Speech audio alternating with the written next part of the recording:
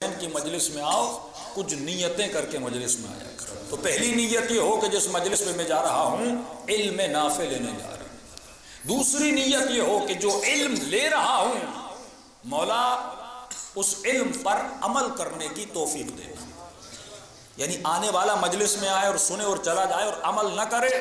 معصوم فرماتے ہیں جو سنے اور عمل نہ کرے اس کی عقل ختم ہو جاتی ہے۔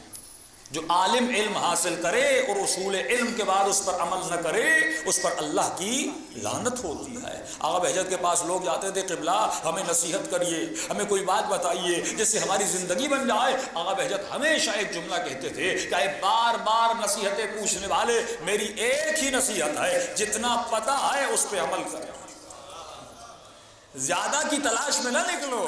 مومن کو نماز کا پتہ، روزے کا پتہ، کتنی چیزوں کا پتہ ہے لیکن انہیں پہ عمل نہیں کرتے، لیکن مزید علم کو حاصل کرنا چاہتے ہیں تو علم وہ فائدہ دے گا۔ ایک تو علم نافع ہو، اور علم نافع لینے کے بعد تب فائدہ دے گا جب مومن سنے اور سننے کے بعد اس علم پر کیا کرے، عمل کرے۔ تیسری چیز، مجلس میں آؤ علم نافع، علم نافع جب لیا اس علم پر کیا کرو، عمل کرو۔ تیسری چیز دعا کیا کرو، اے خدا جب میں عمل کروں تو اس عمل میں مجھے خلوص عطا کرنا۔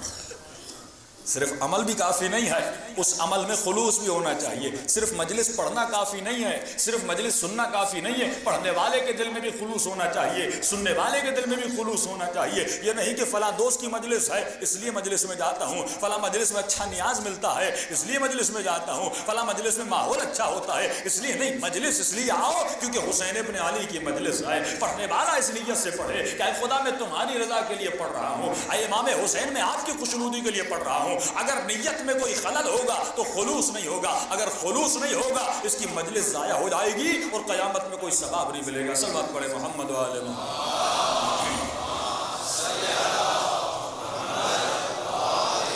محمد وعجل فرجہم۔ تو علم نافع، اس علم پر عمل کرے۔ تیسری شرط یہ ہے دعا کرے خدا مجھے خلوص عطا کر۔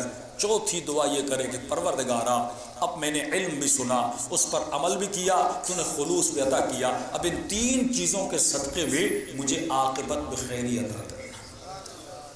سب سے بڑی دعا عرفا فرماتے ہیں عاقبت بخیری کی دعا ہے، یعنی اے خدا جب دنیا سے جاؤں تو میری عاقبت اچھی ہو۔ بہت سارے ایسے لوگ تھے جنہوں نے زندگیاں اچھی گزاری، مجلسوں میں آئے لیکن ایک لمحہ جب گناہ میں پڑے، معصوم فرماتے ہیں امان مانگنا خدا سے اس دن سے کہ جس لمحے میں تو گناہ کر رہا ہے اور اسی لمحے میں موت واقع ہو جائے۔